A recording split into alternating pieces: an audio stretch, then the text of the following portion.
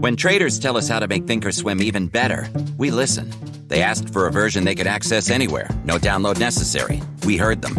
And when they asked to execute a preset trade strategy in seconds, we said absolutely.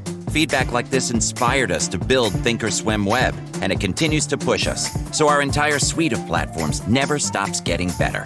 Because platforms this innovative aren't just made for traders, they're made by them.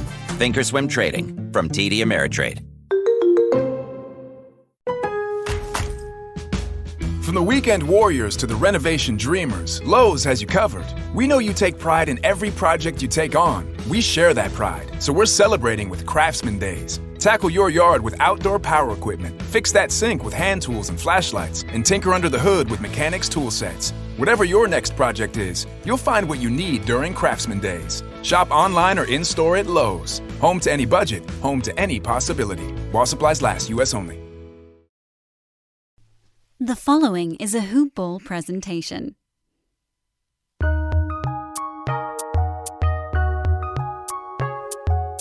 Welcome to the Fantasy NBA Today podcast.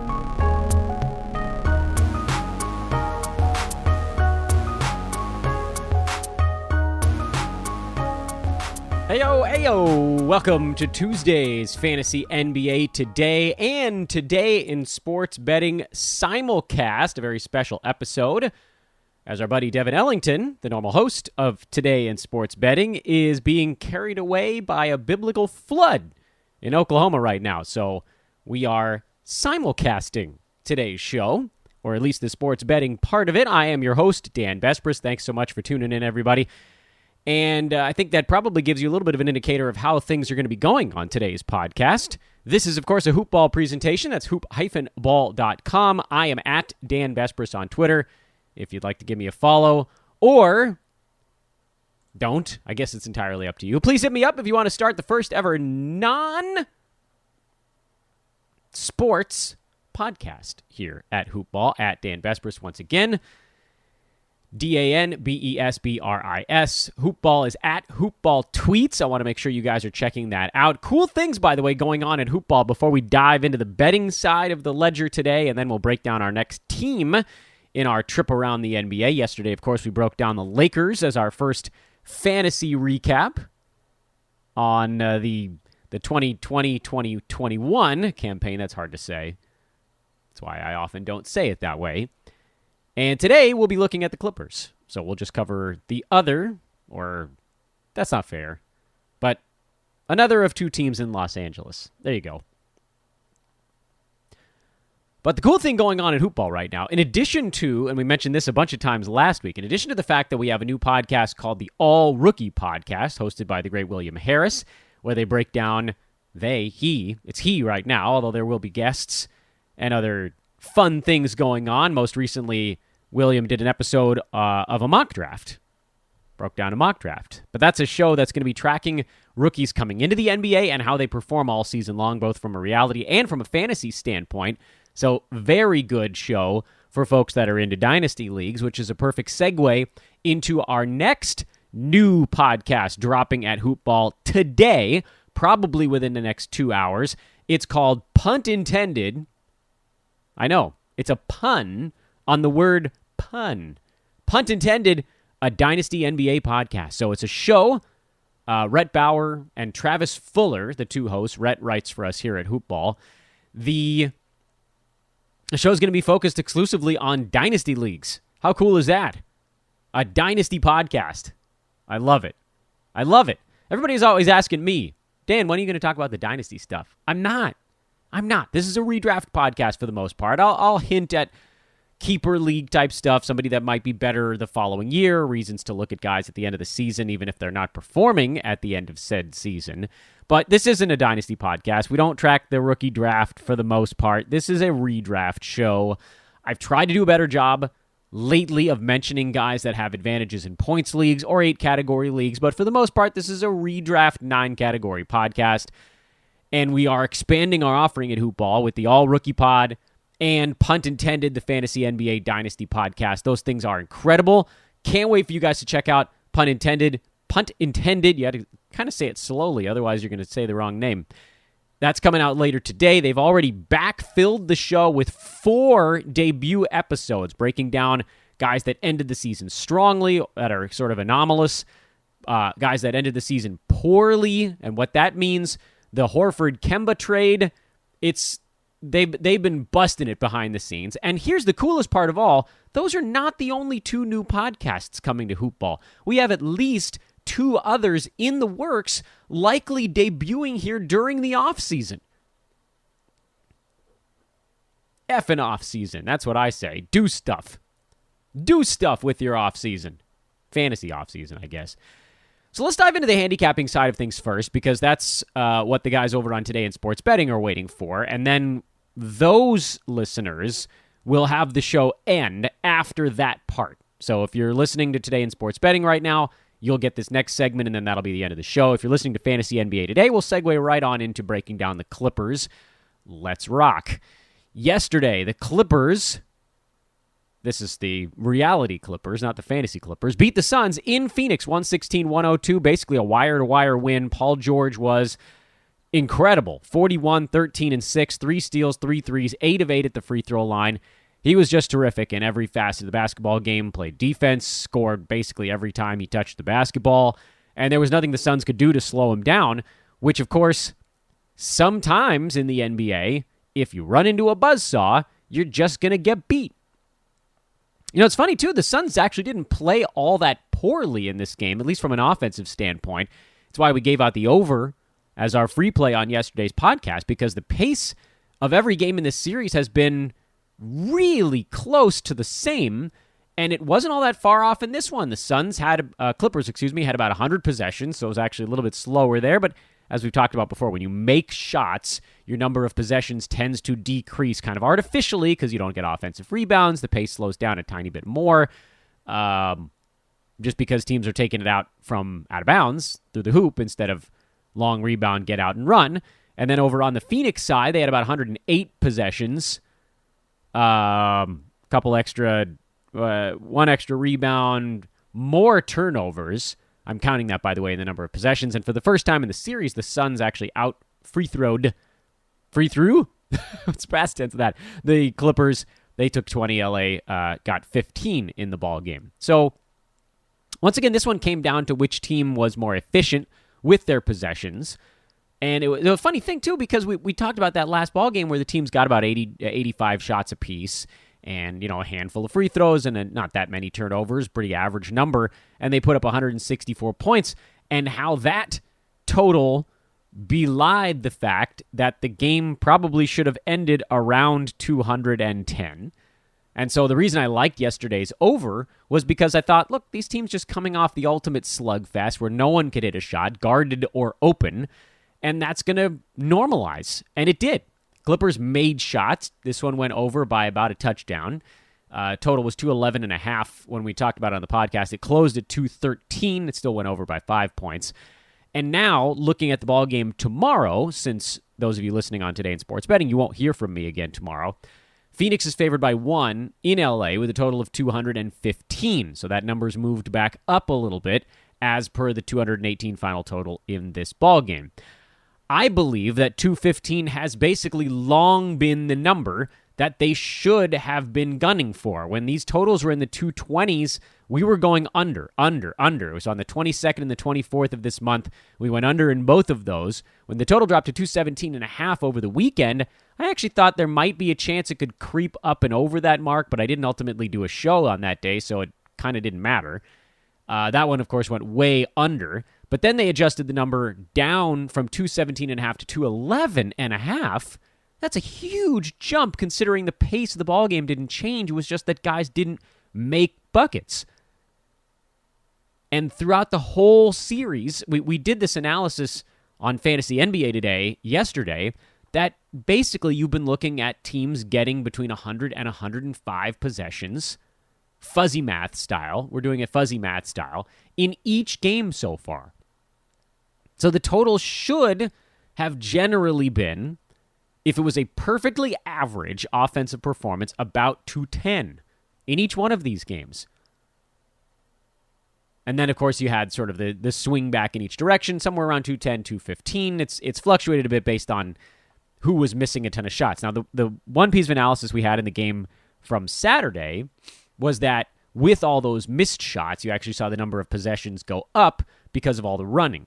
So both teams had about 110 tries, turnovers, free throws, actual field goal attempts, whatever, in that game on Saturday. So that one, if the offense was better, you might have thought it was going to be closer to 220, but you have to adjust down for the fact that a couple of made buckets would have meant slightly fewer possessions. Yesterday, I think, was a perfect example of what happens when teams make about the number of buckets you expect. Phoenix underperformed Suns by about 5-6 points based on how many attempts they had to do something. And the Clippers overachieved, significantly by about 15. So the teams went over the pace expectation by about 10, give or take. Ended at 218, remember. So again, the pace was right around 210. So 215 is a pretty good number, I think, for tomorrow's basketball game because this is the modern NBA. They are very good offensive players. The Clippers, I think, want to move a little quicker than the Suns do. If Kawhi was in there, the game would slow down a little bit more. Clippers know they need to move a little faster. They don't want to go up against the set Suns defense as often as possible. Phoenix, I think, would rather play a half-court game because they're very good in the half-court. So 215 is pretty reasonable. Assume the Clippers miss a couple of shots. Perhaps the pace is a little bit faster, but Phoenix makes a couple more. That may slow the game down a little bit more. So I think it balances itself out. You've seen a lot of games in this series just sort of hovering around this particular number. After that first weird one that went to 234, which both teams shot the ball well. Clippers percentage-wise not that great, but they had 23 pointers, so that sort of covered up whatever issue there. Then it was 207. Then it was 198, then it was 164, then it was 218. All of this is sort of circling around that 210 number. So if you're going to do anything tomorrow, you probably lean ever so slightly to the under, but I'm probably leaving that one alone. I think they finally moved the number close to where it should be. And then on the side, I do think Phoenix ultimately closes out the series in LA. Suns got caught a little bit with their pants down. I think they thought they were going to be able to take care of business here. Clippers just came out and hit everything, and that's probably not going to happen 2 games in a row. Sadly, sometimes the handicapping is just that easy to say, Paul George is not going to shoot 75% and get 40 points 2 games in a row. It's a pretty reasonable bet. Maybe he does it. What do you think the odds are he does it? 1 out of 20? 1 out of 10 at best? That's an odd I would fade. I also think Chris Paul is going to be better. He's slowly getting his legs back underneath him, so they'll be ready. Tonight, Milwaukee is in Atlanta. Currently, the Bucks are favored by 7 points. That's up from 4.5, the spread of the game on Sunday. And it's not just because Milwaukee won by 11. It's because Trae Young is questionable with a bone bruise. And the Hawks are battered and bruised at this point. Milwaukee is somehow, for the most part, staying healthy. Giannis has a slight tweak to his calf, but he's considered probable. Bogdan Bogdanovic hurt his knee. He's also probable. Here's the thing.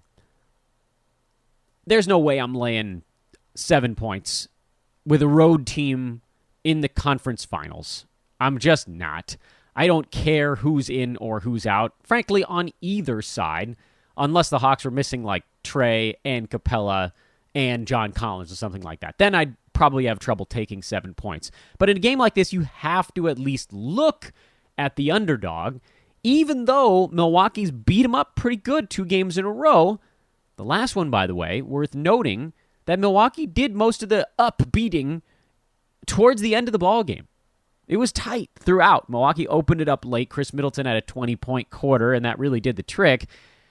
But there's the Trae Young injury looming over everything. He had 35 points on 23 shots in that last ball game, but if he's limited even a little bit, that pretty much removes the Atlanta offense. They're not going to get what they want against Milwaukee, who, again, they pretty much they throw their fastball on defense, and the guy that can break it down a little bit is Trae Young. So this is, again, one of those situations where you sort of put all the pieces together, and it points to, I don't know how on earth you make a bet before tip in a game where we don't really know what Trae Young's going to look like. It's like if we were betting on the Suns and the Lakers games when we knew Anthony Davis wasn't 100% and he was giving it a go. That was a time where you wanted to fade LA, if anything. Right now, I think this number is built on Trae Young either playing very hurt or not playing at all. So you might have an opportunity here in the midday to get down on Atlanta +7. And if Trae Young is announced as a go for this ball game, you might see that line come back down to about Milwaukee by 5. Not that 2 points is a juicy middle, but in a playoff game where every point is critical, 2 points is actually pretty good. Most middles you're looking for more like 3 to 4, but that may be your best pre-game action on this ball game, is to try to set up a middling opportunity. And right now, that would be to take Atlanta early and Milwaukee late.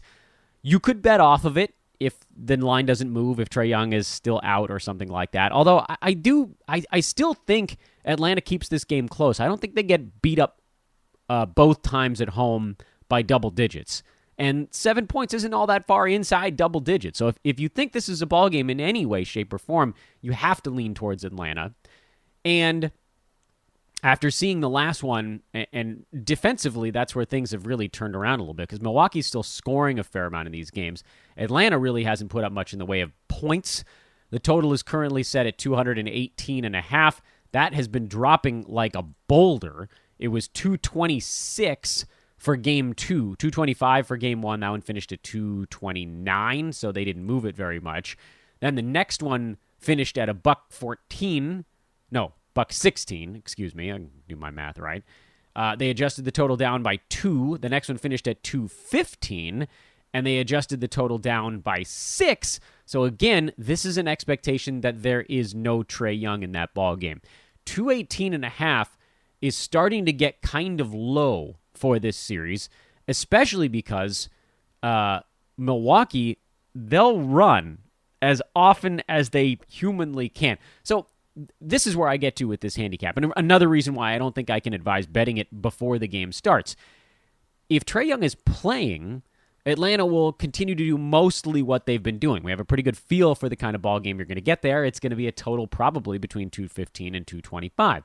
If Trae Young sits, it completely changes what both teams are doing. Milwaukee defensively can change what they're operating with. I don't know if they have that game plan ready to go, but certainly for Atlanta, they'll probably try to limit the number of opportunities Milwaukee has in transition. So you might actually see a pretty slow ball game if the Hawks are laser focused on getting back on defense, like not crashing the glass, retreating, setting up the half court, trying to make Milwaukee beat them in the half court, which they probably would without Trae, but certainly the open court, Giannis is the best open court player in this series, but Trae Young isn't all that far behind him. You take Trae out of the equation, there is a colossal drop-off. Now you've got Giannis, who's one of the preeminent open court players in the entire NBA, and on the Hawks, you have none.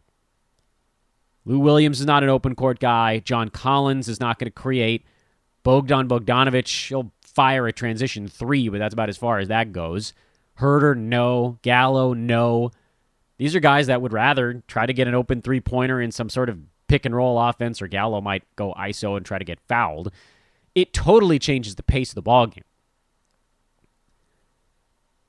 I actually much preferred that series. It was early. It was Philly and Washington, where Joel Embiid was ruled out and the total went down, even though his removal from the game was actually going to speed the game up.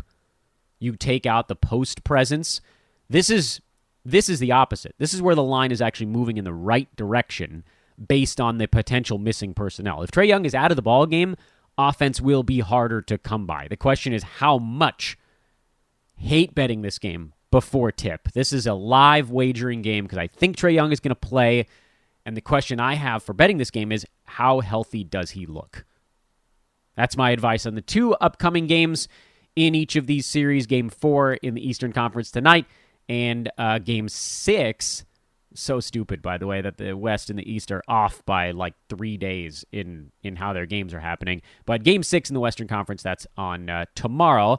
And this is where Today in Sports Betting basically peels off. So make sure to follow at Hoopball Gaming. you today in sports betting listeners. Actually, Fantasy NBA Today. You guys can listen to follow Hoopball Gaming as well to get all the amazing stuff. I've hit 4 free plays in a row through Hoopball Gaming. So another good reason to follow them over there. I am Dan Vespris. Have a great day today in sports betting listeners. Okay, they're gone. We can whisper amongst ourselves now, fantasy NBA players. Let's talk about the Los Angeles Clippers. Today's too complicated for me to do a bunch of promo stuff, so just please go get something at manscaped.com. Please go get an account going at mybookie.ag. You guys know the drill at this point. Just please help us out here at Hoopball. Do stuff with them during the offseason. This is the hardest time for us to make sure our advertisers are locked in, because this is the time when, Twitter's dead. Basketball Twitter's dead. Twitter as a whole, unfortunately, is very much alive. So this is when we really need your help. The Clippers. Couple of relatively important player options on next year's card. One in particular, that would be Kawhi Leonard, who has a player option for $36 million, or could opt to sign a new, longer deal. Paul George is on the longer deal between those two guys. I would be pretty surprised if Kawhi left the Clippers. I think that this season brought it back together. I actually think that removing Doc Rivers and bringing in Ty Lue and the fight that the Clippers are showing right now in the playoffs without Kawhi Leonard should give, I think, a lot of tightness to a locker room that last season was fracturing. They can try to say that it wasn't, but it was. We all could see it from the outside. Lou Williams didn't want to be there. Montrezl Harrell didn't want to be there. And things were a mess. The guys weren't getting along. Paul George was in a bad way. He spoke about it publicly. And you guys know I've been a strong critic of Paul George and how he's handled his contractual situations. The internet it's so back and forth. Everybody says, oh, so much Paul George slander. I don't know how many people were slandering Paul George's ability to play basketball other than the dimwits at ESPN and Fox and the places that have to just say stuff to say stuff. My criticism was always how he basically detonated Oklahoma City. When he could have easily signed somewhere else, they could have gone a different direction. Now the Thunder have rebounded well, getting young players and 9,000 draft picks, but I really didn't like that situation. I didn't like that he didn't even look at other teams the previous year, gave a team a long-term commitment, had a playoff run, and then abandoned ship after 1 year. That's my issue with Paul George. Introducing Guinness Nitro Cold Brew Coffee Beer, blending the smooth, creamy nitro taste of Guinness with hints of coffee, chocolate, and caramel. Guinness Nitro Cold Brew Coffee Beer, your new favorite part of the day. Look for it where Guinness is sold. Must be 21 and over to purchase. Please enjoy responsibly. Diageo Beer Company, New York, New York. From the weekend warriors to the renovation dreamers, Lowe's has you covered. We know you take pride in every project you take on. We share that pride, so we're celebrating with Craftsman Days. Tackle your yard with outdoor power equipment, fix that sink with hand tools and flashlights, and tinker under the hood with mechanics tool sets. Whatever your next project is, you'll find what you need during Craftsman Days. Shop online or in-store at Lowe's. Home to any budget, home to any possibility. While supplies last, U.S. only. Very good at basketball.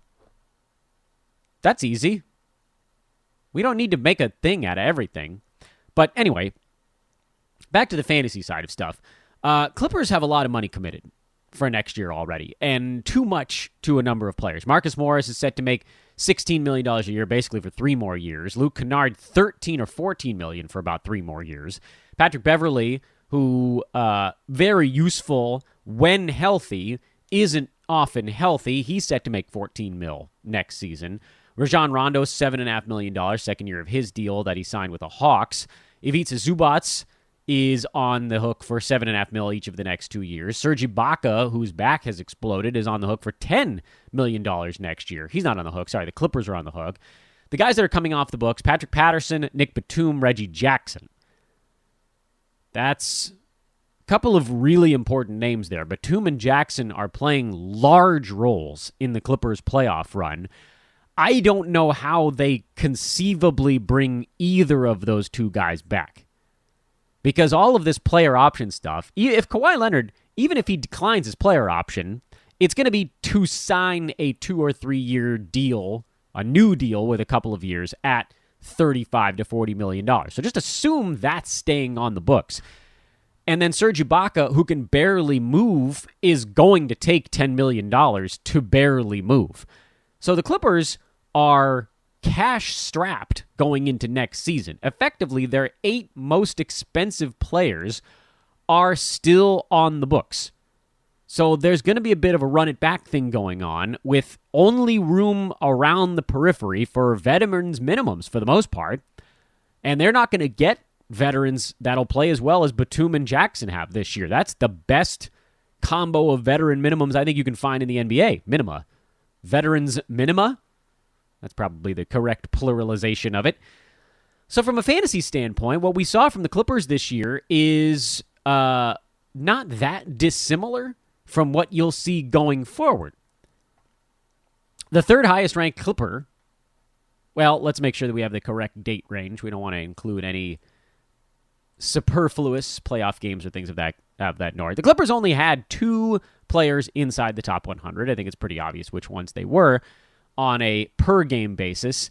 They had 3 players, I believe, inside the top 100, 4, on a totals basis, because Ivica Zubac had 9 points and 7 rebounds and 1 block, but played in all 72 regular season games. He was top 150 on a per-game basis in about 22 minutes a game. Nick Batum was 109 on a per-game basis, got off to that really good start, had a concussion, if I'm not mistaken, and then there might have been some actual COVID stuff going on, and he was never quite the same. Some of that, of course, was because Marcus Morris took some time to get ramped up as the season went on, and they had a surplus of power forwards on the team. But for Batum, he was the third guy that was generally useful this season for the Clippers. And, I mean, you could make arguments that Zubac could have a week here and there. But even when Serge Ibaka went down and Zu's role became more locked in stone, you can look at like the last 3 months of this season. Zubac was still not that impressive. He was still right around the edge of the top 150. His minutes went up by 1. His scoring went up by 0.5. His rebounding went up by about 0.5.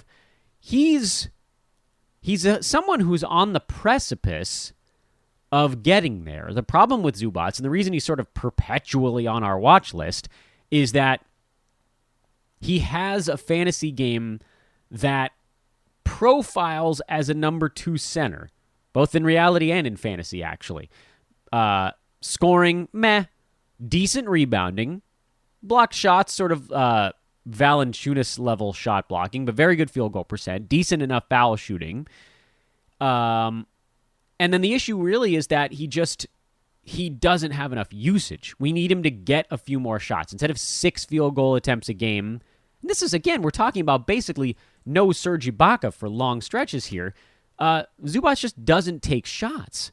5 to 6 shots a game won't get it done. We need him up in that Serge Ibaka area. Serge was taking 9 shots a game in 23 minutes a night. If you got Zubac up to 9 shots a night, he's an easy fantasy value. Because right now he's averaging about 1.5 points per shot. Thank you, very high field goal percent. 9 field goal attempts would mean more like 13 to 14 points per game. And if you left everything else the same, that pretty much puts him right at the edge of the top 100. And, heaven forbid, he plays an extra 2 minutes per ball game and the rebounding gets up into the 8s. Well, yeah. Then he's at 13 and 8 with 1 to 1.1 blocked shot and good field goal percent and okay free throw number. That's a good draft pick in the 100 range. I just don't think it's coming. Even if Serge Ibaka exercises his option and never plays a game next year, the Clippers are not going to run a traditional center out there for 30 minutes a night because most teams in the NBA, or enough teams in the NBA, don't have a traditional center banging back the other way. Someone's going to space the floor. Zoo's not going to be able to stay with it, and they're going to have to go small ball to Marcus Morris at the 5, or this year they've run some Batum even at the 5. So much as I would want, I should say, Ivica Zubac to turn that magical corner, I don't think he's playing 26, 27 minutes a game, and that's probably what he would need to get to at his current pace to be a fantasy value. Marcus Morris, not enough usage. We've talked about him a lot. He's He'll hover on the brink for stretches. He had a brilliant three-point shooting season, but just not enough shots for him when Kawhi and Paul George are both healthy. And Patrick Beverley can't stay healthy enough to remain on the floor. Presumably, well, if Rondo's back, that sort of blows that up. I would say with Reggie Jackson likely signing for a bunch of money somewhere else in the offseason, that maybe affords a few extra minutes to Beverley. And so he'll nip at the heels of being 9-category relevant, but he can't stay healthy long enough. So, again, without the massive upside and without the durability, I don't see a reason there. So we circle the wagons repeatedly over and over again, and we fall back on how do we handicap the two superstars on this team, Paul George and Kawhi Leonard. I do think that some of it actually is going to be contingent on how this current playoff series ends. The Clippers are currently fighting their tails off against the Suns. I think in the next 2 ball games, they will lose. Whether it's Game 6 tomorrow or Game 7 in 3 days back in Phoenix, I think the Clippers lose this series. If/when they lose this series, and there's almost no way they win the title without Kawhi Leonard reappearing, and maybe he does, I don't know, that's conceivable. If Kawhi came back and the Clippers were in the finals, I would go right back to making them the favorites, because I had them winning the title in my bracket preseason. I actually had Clippers-Sixers in the finals. I had the Sixers beating the Bucks in the Eastern Conference Finals, but the Sixers imploded early, so that leaves the Bucks as my second choice. That, by the way, was a call made before James Harden was traded to Brooklyn, which makes me sound smarter now, but I probably would have adjusted those numbers if someone was like, if I knew that trade was going down when I made my preseason predictions, it probably wouldn't have been Clippers-Sixers, but whatever. Clippers-Bucks, still a possibility. Still, I would expect that the Suns win this series. And for the Clippers, I think they'll look at this season as a pretty big success with the caveat, there's a built-in excuse lever if they lose in this series. The excuse is, hey, our best player got hurt in a series we won without him. If we had Kawhi Leonard, we'd be rolling these guys right now. If we had both of our superstars in the playoffs, we are a championship-level team. So whether that's true or not doesn't actually matter. I believe it is. I believe that when healthy, the Clippers are a legitimate title team. And I thought they were the best team in the Western Conference this year, pre-injuries. That's it. All that matters is whether or not they believe it. For fantasy purposes, we kind of want them not to believe it. Let me explain myself there. This season, the reason that I was sort of foolishly bullish on Paul George was that I felt like there was a lot of Paul George slight after the bubble last year, and a lot of Clippers slight in general. Hey, this was a team that anointed themselves kings, similar to the LeBron going to Miami stuff. Here, it wasn't quite so egregious as the how many titles counting it off that the Heatles did. But for the Clippers, I don't know if many of you guys are in Los Angeles. You guys seen all the billboards that they've put up, basically talking about how they're the team from the streets in LA or whatever nonsense marketing ploy that was. The Clippers walked into last year and acted like they were title contenders before they played a single game together. And you could see it all unravel before our eyes. They didn't have chemistry. This year, you could see they prioritized chemistry, and we heard all about that in the offseason. Oh, these guys want to play together. Well, the short turnaround, COVID, injuries, whatever you want to call it, it's sort of, it put enough... Kings Island is just a coaster park? Think again. It's a get back to fun with family and friends park. A find your new favorite food park. An outdoor entertainment you'll remember forever park. A beat the heat all summer long park. It's a discover something new every visit park. All this and coasters too. All at Kings Island. Right now, everyone pays kids' price. Kings Island tickets, just $45 online. It's Macy's July 4th sale with our lowest prices of the season on summer updates for your home, like 20 to 50% off outdoor furniture and the Radley 5-piece sectional Shea sofa, $1,999. And get a free adjustable base or box spring with qualifying mattress purchase. Plus, Macy's Star Rewards members earn on every purchase except gift cards, services, and fees. Sign up today at Macys.com/Star Rewards. Savings off sale and clearance prices. Exclusions apply.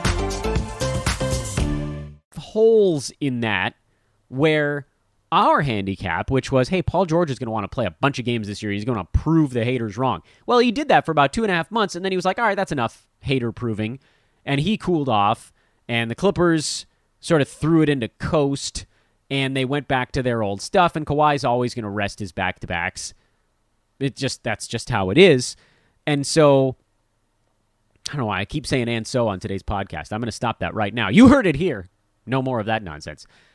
The Kawhi Leonard stuff is pretty easy to handicap. He's not playing in back-to-backs. There's load management because he has a neurodegenerative muscle thing going on.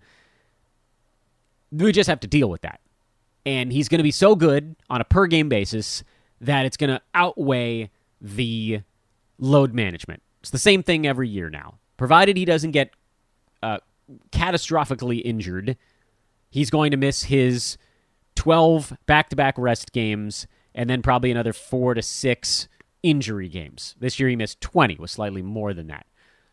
Paul George was the one that I thought was set to play in, 85 to 90% of his team's games, 60 out of 72, 64 out of 72, something in that neck of the woods. And so that was the real big miss. And we talked about that when I was looking at the superstars on discount of the Dan Besbris Old Man Squad.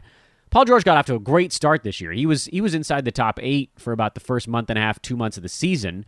But then his shooting cooled off, and the steals never reverted to a positive. It never regressed or egressed to the mean. It never egressed to his 1.5 to 1 to 2. He was at 1.1. I don't know what that was all about. I'm inclined to believe that was a weird statistical anomaly for this season and that he'll go back to being an elite steals guy in future years, but I also don't know. Maybe this is that. PG's in his 30s now. He's not so much past his peak, but things like this, if he was 27 and it happened his age 27 season, I would be much more inclined to just write it off. But once you're in your 30s, you start to just, as a basketball player or as an analyst, we have to look at them and say, well, there's a chance, whatever chance that may be, that this is something that is the beginning of a trend. Maybe he doesn't get all the way back to 1.6, 1.7, 1.8, or whatever the steals number, whatever our target might have been. Maybe he does get back to 1.4. And we could say, oh, good, it's coming back. But perhaps this was just a weird dip on a downward sloping line that will come back up. The best fit line might still be pointed the wrong direction. Reggie Jackson likely being gone means that some shots are going to get freed up. And is it just more for Paul George and Kawhi Leonard? I don't know. But the reason, looping all the way back around to the first much larger statement I made, which is I think we want this team to feel a lack of belief in themselves. The reason we would want that is they might feel more inclined to bust it in the regular season if that was the case. Or let's say they take this thing to 7 games and they lose in Game 7 on the road in Phoenix. Maybe that's something that the Clippers file into the back of their head as, hey, we want home court advantage in the playoffs. We lost Game 7 on the road. Not that it's actually mattered. I don't think that really matters because they won a bunch of games in Dallas. They've now won a game in Phoenix. They've been totally fine on the road versus home. I'm throwing all these things out there as things I don't expect will happen that would give me a reason to have higher hopes for the Clippers' superstar duo from a fantasy standpoint. What do I actually believe? Throw all the hypotheticals aside. Here's what I actually believe. I think the Clippers are going to lose this series either in 6 or 7 games, which are the only 2 options left. It doesn't matter whether it's 6 or 7 games. That's why I phrased it like that. I think the Clippers are going to lose this series. I think the Clippers look at themselves as a title contender. I think they look at themselves as a team that now has locker room chemistry that they may not have had last year and doesn't feel like they need to prove it during the regular season.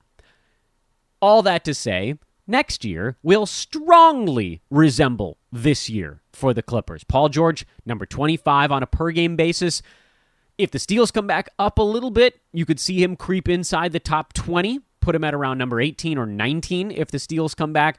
Kawhi Leonard will probably be a top 6 per-game guy again, who misses 15 to 18 basketball games out of 82 in this coming season.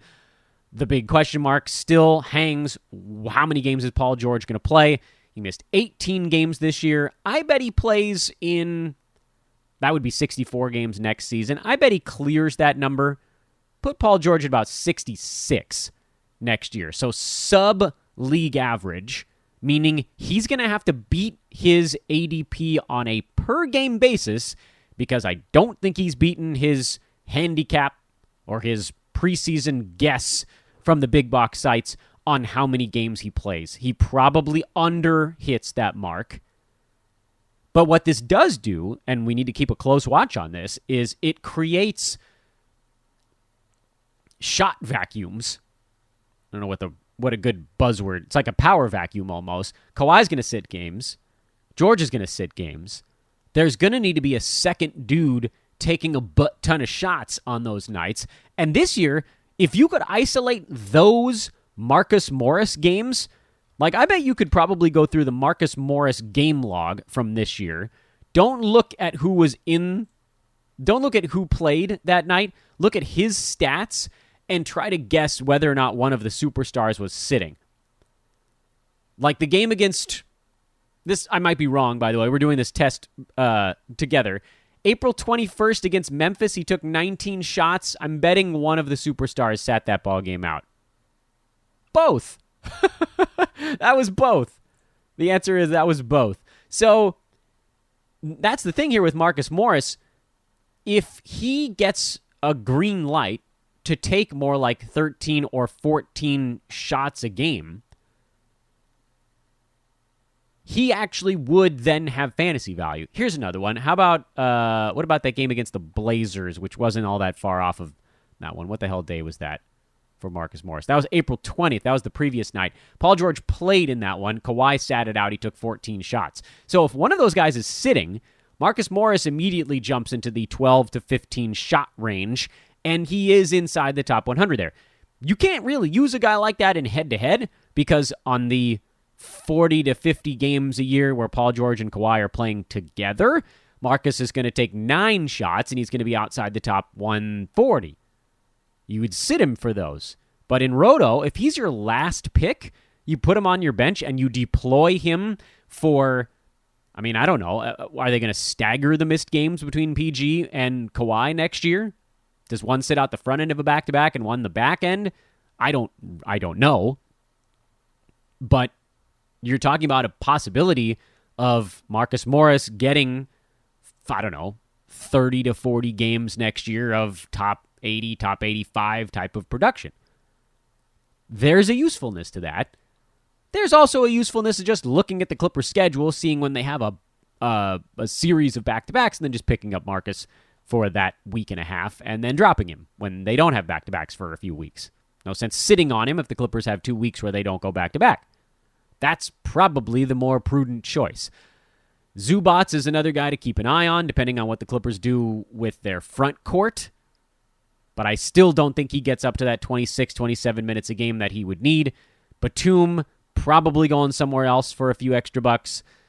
Reggie Jackson almost definitely going somewhere else for a few extra bucks. Terrence Mann is not going to have enough going on a game-to-game basis. Neither is Luke Kennard. And that is why the Clippers really, truly do all come down to the 2 superstars. Kawhi Leonard, who will be an easy draft pick. He'll go at the turn like he always does, and he'll probably overperform it. Paul George, who may go towards the end of the second round. And if you take him there, you hope his steals come back, because top column number 18 on a per-game basis, 4-ish games under the league average in games played, will put him right at the edge of the second round, somewhere maybe in the middle of the third. I think there are probably better choices at that juncture, especially since we don't know if his steals are coming back. If they don't come back, then Paul George has another year like this one, where he was top 25 per game, and he was much worse than that by totals. I don't think I even gave you George's totals rank on today's podcast, but it wasn't good. 45. Okay, that's your show. Today in sports betting got their half. Fantasy NBA today got 2 halves. You guys got the full deal. And my voice takes a break. This is Tuesday's simulcast. I'm Dan Besbris. Hit me up. Please hit me up. Would love to talk to you guys about podcasting for the most part. Fantasy NBA today and today in sports betting. Both hoop ball presentations. Have a wonderful Tuesday. Live bet the game tonight. Be smart about it. We'll talk to you tomorrow.